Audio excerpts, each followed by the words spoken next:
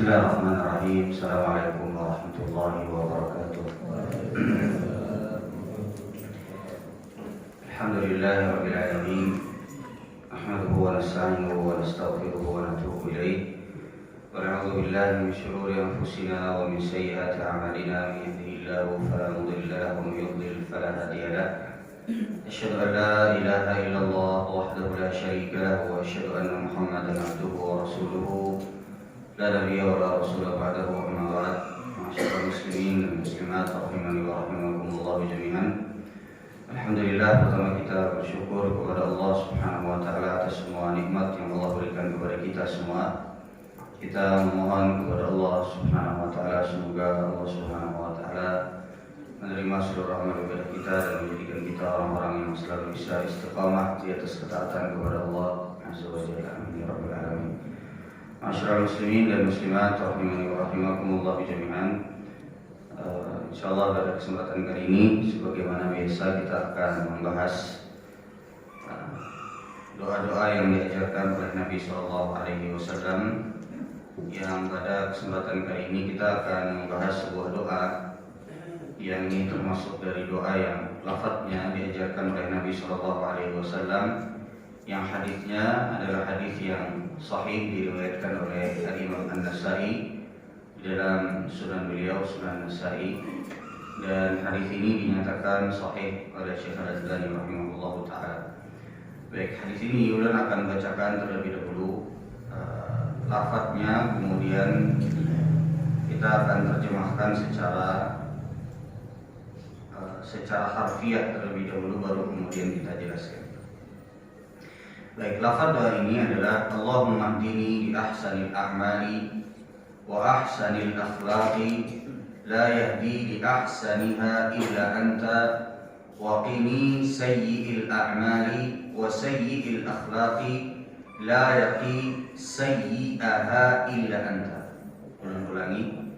Allahumma hdini li ahsanil a'mali wa ahsanil akhlaqi la yahdi li ahsaniha illa anta wa qini sayyi'il a'mali wa sayyi'il akhlaqi la yaqi sayyi'aha illa anta.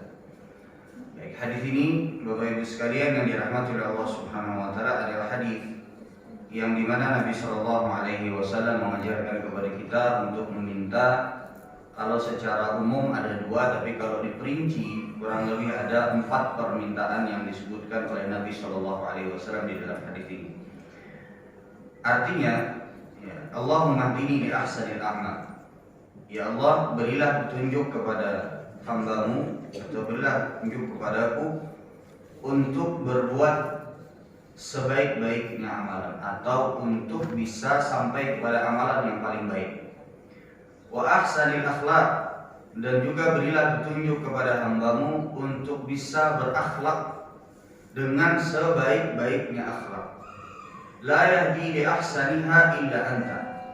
Sesungguhnya tidak akan bisa menunjuki hamba-Mu untuk bisa berbuat sebaik-baiknya atau berakhlak dengan sebaik-baiknya kecuali apabila Engkau memberikan kepada hamba-Mu petunjuk. Wa qini sayyi'il a'mal, dan hamba-Mu memohon kepada Engkau untuk dijauhkan dari perbuatan-perbuatan yang buruk. Wa sayyi'il akhlaq, dan agar hamba-Mu dijauhkan dari akhlak-akhlak yang buruk. La yaqi sayyi'aha illa anta. Tidak ada yang bisa menjauhkan hamba-Mu dari amalan-amalan yang buruk dan dari akhlak yang buruk kecuali hanya Engkau saja. Baik, ini adalah doa yang sangat agung Bapak Ibu sekalian yang dirahmati oleh Allah Subhanahu wa taala. Adalah doa yang seharusnya selalu kita panjatkan kepada Allah Subhanahu wa taala karena maknanya sangat dalam sekali. Baik, kita akan sebutkan beberapa perkara yang berkaitan dengan hadis ini. Yang pertama, hadis ini boleh dibaca kapan saja. Jadi kalau pian misalnya sepertiga malam terakhir atau pian di sujud, misalnya sholat sunnah pian mau baca doa ini, maka boleh pian baca doa ini. Yang kedua, sebagaimana disebutkan oleh para ulama bahwa di antara lafaz doa yang paling utama, yang pertama adalah kalau bisa yang berasal dari Al-Quran. Yang kedua adalah kalau bisa yang berasal dari Nabi Shallallahu Alaihi Wasallam. Yang ketiga adalah yang misalnya pernah dilafalkan oleh para sahabat Nabi Muhammad SAW. Ini baru kemudian setelah itu doa yang mungkin ya dari kita. Misalnya pian mau berdoa sendiri, ada permintaan khusus, kemudian pian misalnya buat doa. Itu pun karena biasa kita terhalang tidak bisa bahasa Arab, kemungkinan besar kita biasa pakai bahasa Indonesia. Nah makanya Bapak Ibu sekalian yang dirahmati Allah, bisa kita katakan bahwa doa ini termasuk dari martabah yang kedua. Setelah Al-Quran, dari Al-Quran maka doa ini adalah doa dari hadis Nabi SAW. Apa isi kandungannya? Kita lihat yang pertama. Jadi sebagaimana sudah disebutkan tadi, kurang lebih kalau secara umum ada dua yang diminta. Yang pertama adalah untuk supaya bisa kita beramal dengan sebaik-baiknya dan dijauhkan dari amal-amal yang buruk. Ini satu.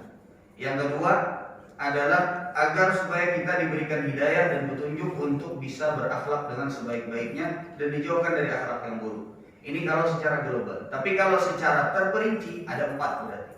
Satu adalah untuk supaya kita beramal sebaik-baiknya. Yang kedua untuk berakhlak sebaik-baiknya. Yang ketiga adalah untuk supaya dijauhkan dari amal-amal yang buruk. Yang keempat adalah untuk dijauhkan dari akhlak yang buruk. Di antara yang berkaitan dengan hadis ini, satu, kita mulai dari Allahumma.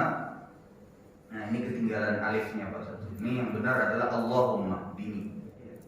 Jadi bukan Allahumma, tapi Allahumma dini. Allahumma dini li ahsanil a'mal. Jadi kalau yang kesulitan bahasa Arabnya, ini pakai yang di bawah, pakai bahasa Indonesia yang pakai Latin. Allahumma hdini li ahsanil a'mal. Jadi lafaz yang pertama kita bahas Allahumma hdini li ahsanil a'mal. Ya Allah, hamba-Mu memohon kepada Engkau agar supaya diberikan petunjuk untuk bisa mengamalkan amalan yang terbaik. Jadi inti kandungan dari lafaz yang pertama ini adalah kita memohon kepada Allah supaya kita ini bisa beramal dengan amalan yang terbaik. Jadi bukan hanya sekedar amalan itu baik Pak, kadang, tapi diminta oleh Nabi SAW kita di dalam doa ini untuk memohon kepada Allah supaya kalau beramal itu amalannya itu yang paling bagus. Jadi kan kita semua tahu bahwa amalan itu diterima bagus, diterima oleh Allah Subhanahu wa taala kalau memenuhi 2 syarat. Yang pertama adalah kalau ikhlas, yang kedua kalau sesuai dengan tuntunan Nabi Muhammad SAW. Ini syarat diterimanya amal. Nah yang diminta dari hadis ini, dengan lafaz hadis ini, bukan hanya sekedar amalan yang diterima, enggak, tapi lebih dari itu. Jadi dia meminta kepada Allah atau kita meminta kepada Allah untuk supaya kita ini kalau beramal soleh bukan cuma sekedar beramal ada, tapi bisa diberikan hidayah dan petunjuk dan kekuatan supaya amal yang dilakukan itu paling bagus. Karena kadang-kadang kita tahu amalannya yang paling bagus ini, tapi hati berat baik untuk melakukan amalan tersebut. Ulun berikan contoh. Misal seperti kayak apa maksudnya amalan li ahsanil a'mal, amalan yang paling bagus.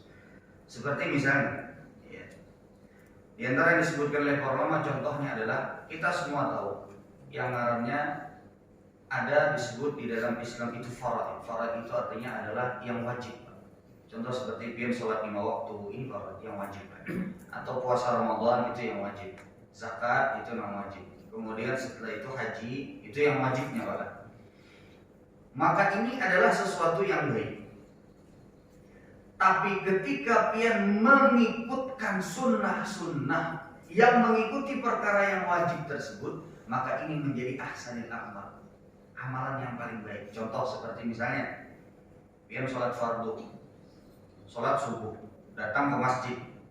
Kemudian setelah itu pian datang, lalu kemudian misalnya pian sholat tahiyatul masjid. Setelah itu misalnya pian sholat 2 rakaat sebelum sholat fajar, baru sholat subuh.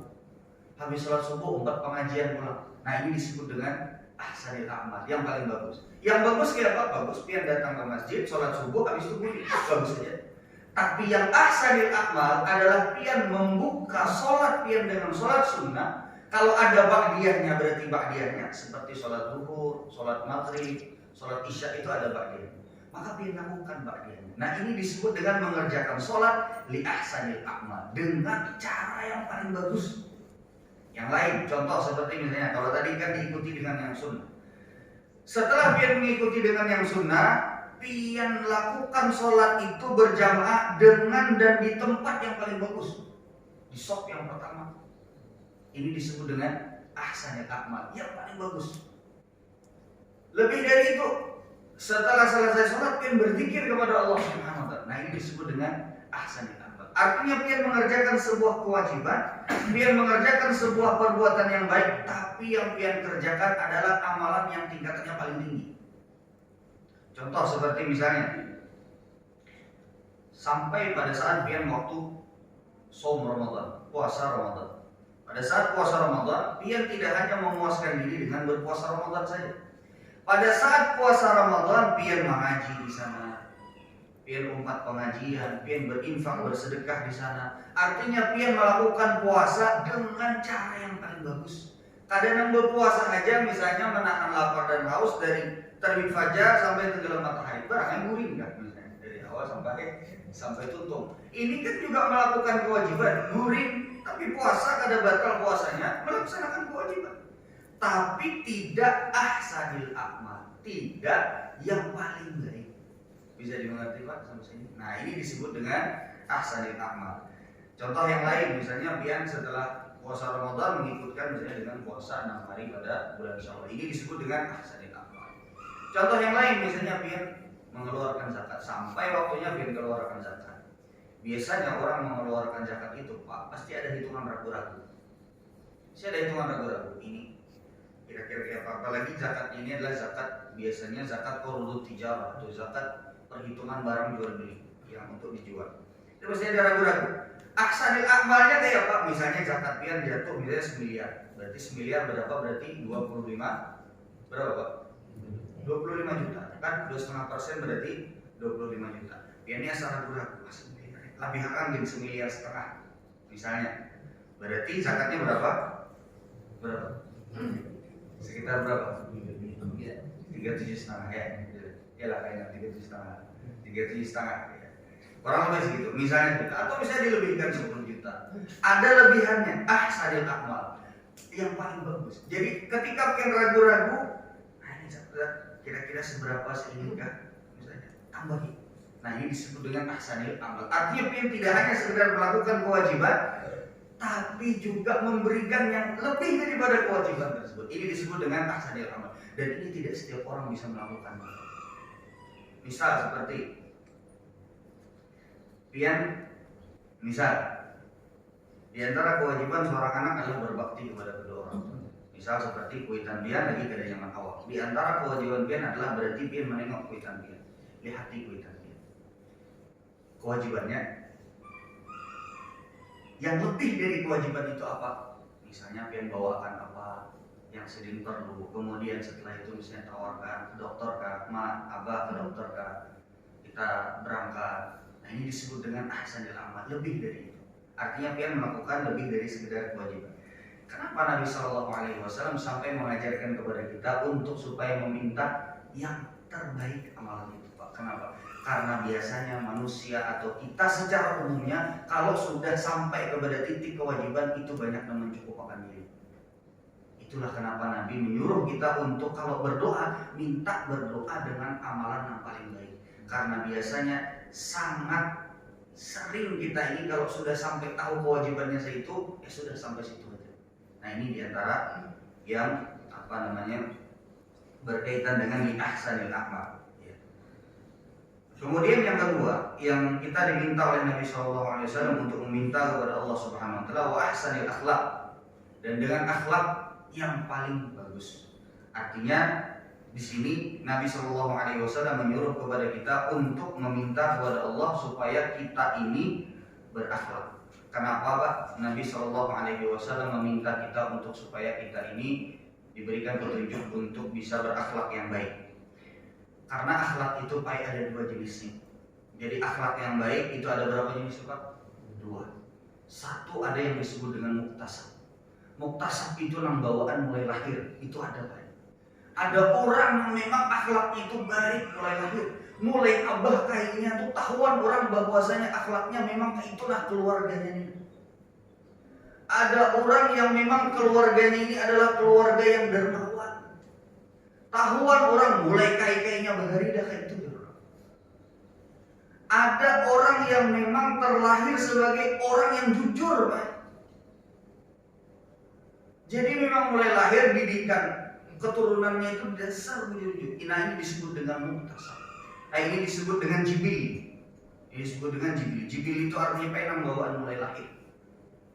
Artinya DNA-nya, gennya pada dasar memang bujur-bujur orang itu memang sekeluargaannya itu, dan itu ada.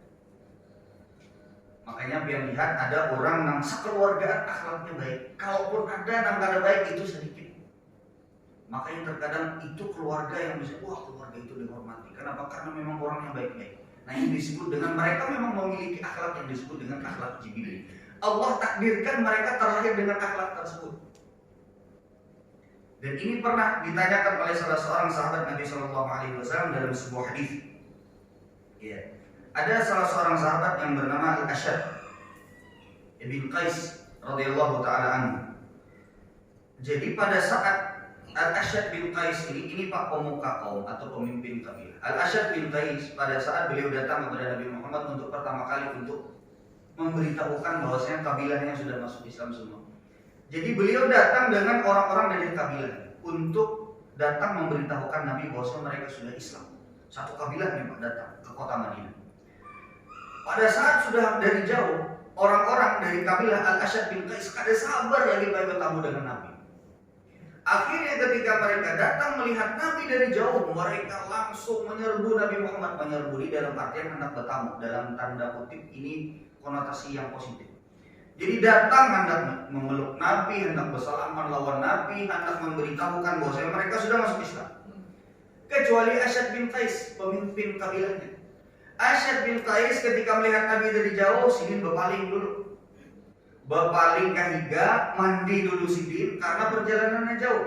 Awak berdebu, kemudian setelah itu mungkin bau keringat dari pertama kali pas pada saat beliau di perjalanan.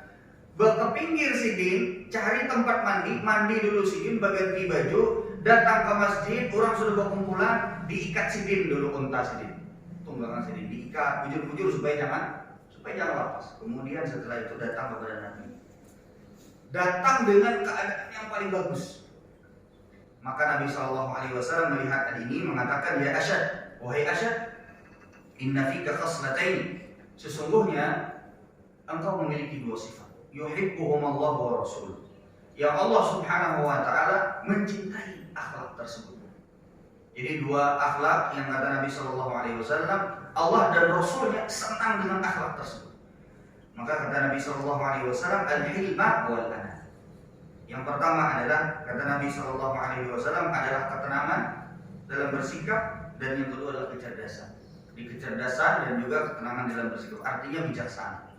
Artinya kada gerasa gerusuk, artinya tenang ketika mengambil keputusan, ketika melihat keadaan, dia ini bisa berpikir dengan jernih meskipun apapun yang terjadi. Nah ini diantara akhlak yang bagus yang mungkin seseorang itu akan terlahir dengan akhlak ini. Maka kemudian Al-Ashad bin Qais radhiyallahu ta'ala bertanya, ya Rasulullah, wahai Rasulullah, kalian tadi menyambat bahwasanya ada dua akhlak yang disukai oleh Allah dan Rasulnya dari dulu. Lalu kemudian ujar Ashad bin Qais, apakah akhlak tersebut memang Allah yang menciptakan ulun dengan akhlak tersebut, ataukah memang akhlak ini datang ketika ulun cari? Maka kata Rasulullah SAW, balillahu jabalaka alaihi.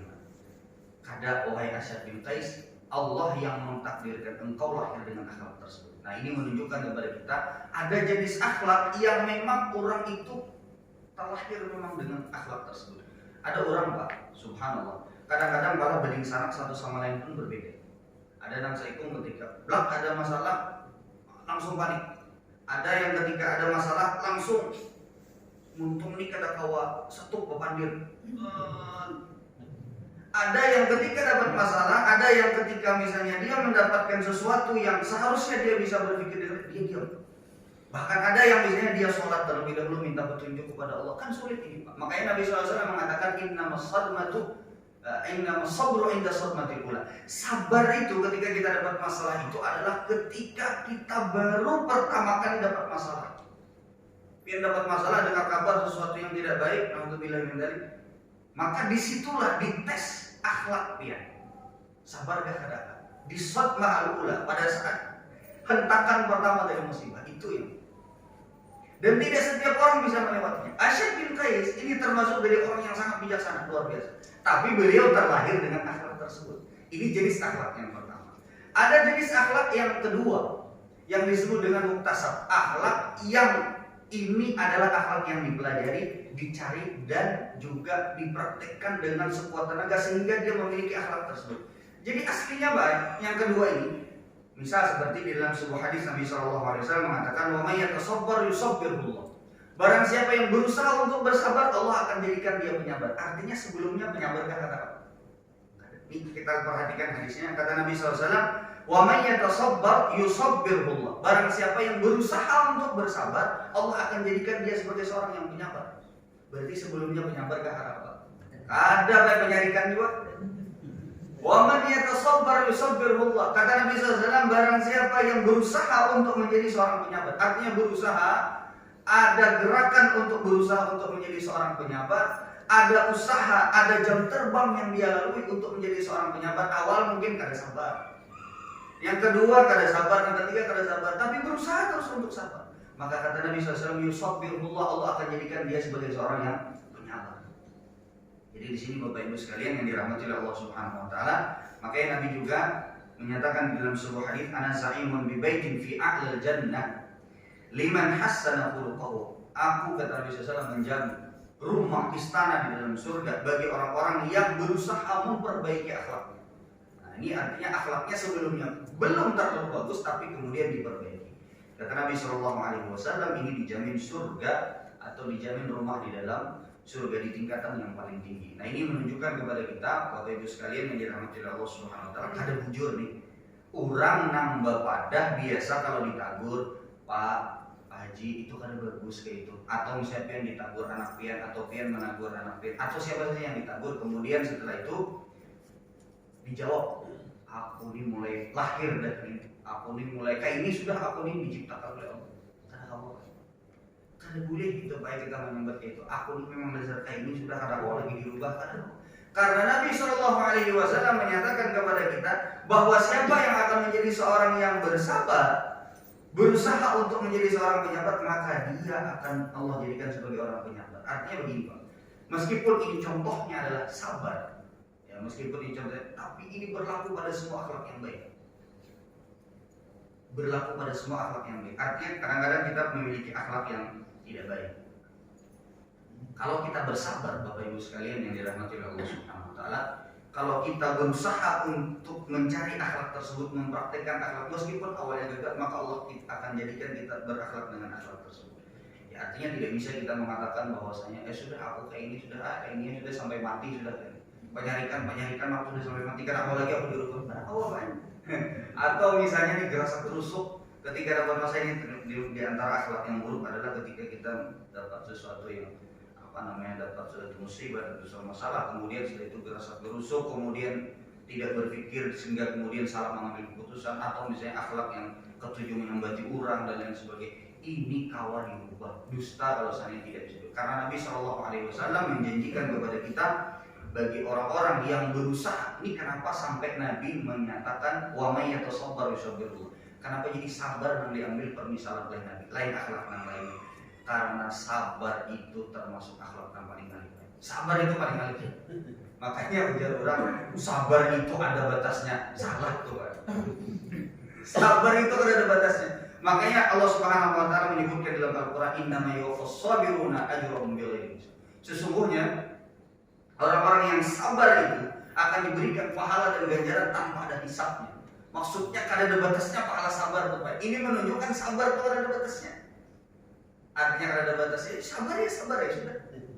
Memang bepandir nyaman aja Pak, malah cuma nah inilah kenapa Bapak Ibu sekalian yang dirahmati Allah, kita meminta kepada Allah supaya kita ini diberikan hidayah dan petunjuk untuk bisa mendapatkan akhlak yang baik tersebut. Karena ada gampang, ya termasuk diantaranya sabar, kada gampang. Aduh saya itu Pak, ibaratnya ulun sering berikan permisalan di Pak, yang di lampu merah, ya ulun tuh lampu merah kenapa? Lampu merah itu Pak tahu pada hijau nang di muka tuh kita hendak lakas. Bujur kan? Nang di muka tuh kita hendak lakasnya tuh nah. Tapi kita ini di belakang melihat lambat mati tit. Ada di sini nanti. Begini tertawa yang nyari dari pong biasanya. Tahu yang hijau, kalau hijau yang di muka tuh kita tahu baik pada kalau hijau itu jalan. Tapi memang ada prosesnya, jalan dulu habis itu langsung tapi yang paling belakang ini ada sabar. Nah ini contoh aja.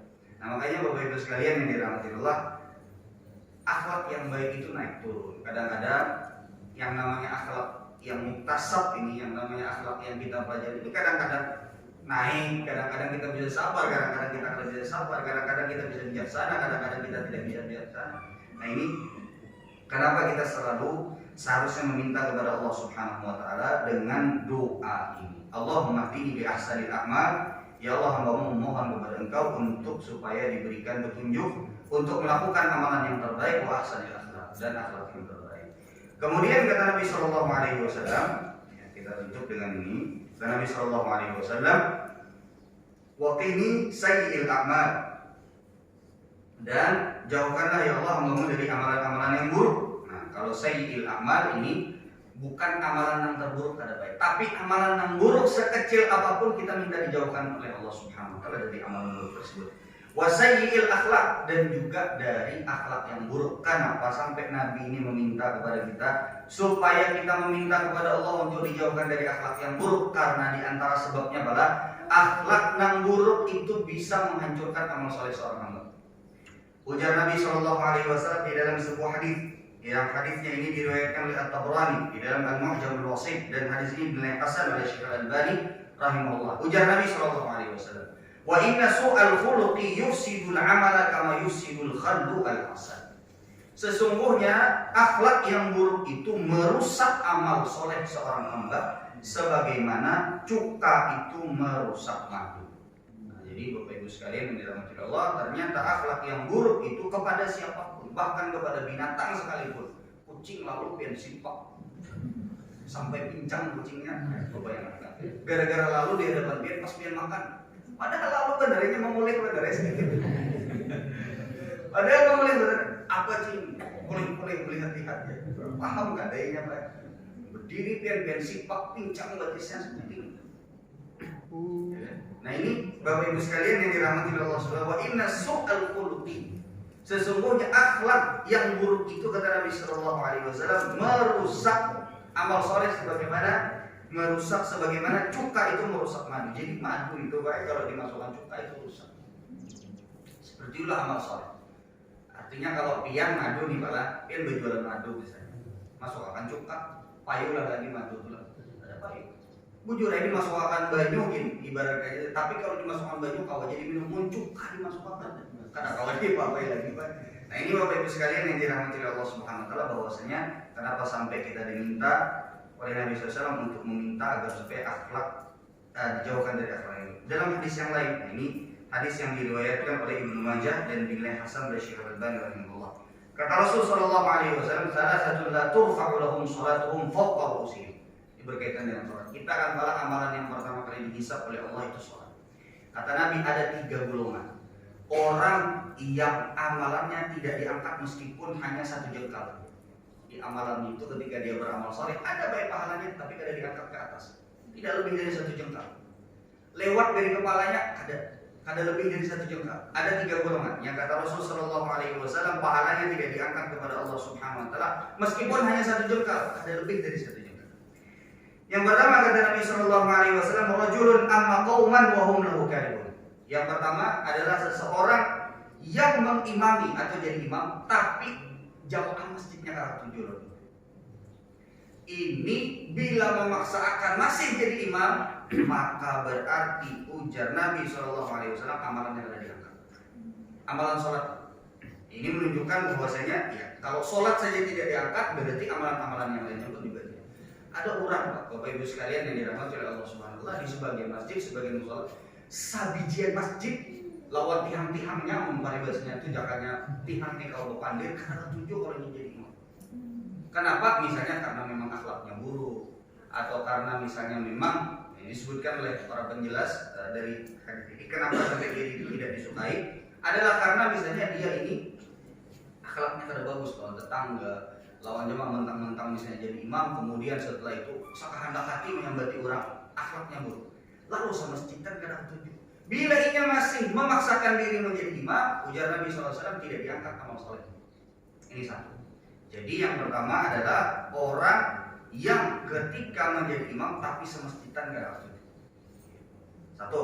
Yang kedua, kata Nabi SAW, "Wamra'atun batat wa zawjuha 'alaiha sakhib."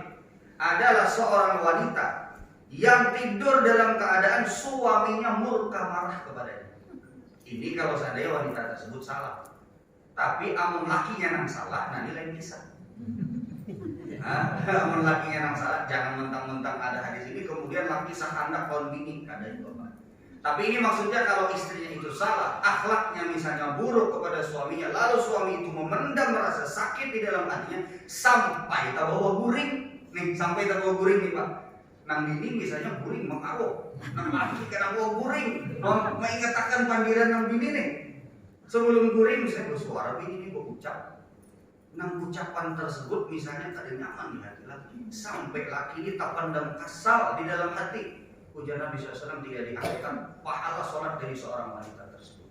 Nah, ini bahayanya akhlak yang buruk. Kemudian kata Nabi SAW, wa akhawani mutasariman, dan dua orang saudara yang berselisih. Nah kalau kita lihat tiga-tiganya ini Pak, sebabnya adalah akhlak yang buruk. Imam nang jamaahnya kada setuju karena akhlak yang buruk, ini satu.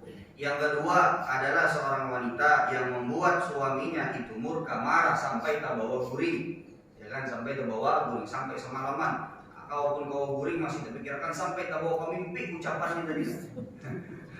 Kemudian yang ketiga adalah, ini kan akhlak yang buruk juga Pak. Yang ketiga adalah dua orang saudara yang sering berselisih, tapi kada memaafkan. Nah ketiga-tiganya ini porosnya adalah akhlak yang buruk, sehingga akhlak yang buruk ini bisa membuat amalan seorang hamba itu rusak. Nah ini Bapak Ibu sekalian yang dirahmati oleh Allah Subhanahu wa taala yang bisa saya sampaikan pada kesempatan kali ini.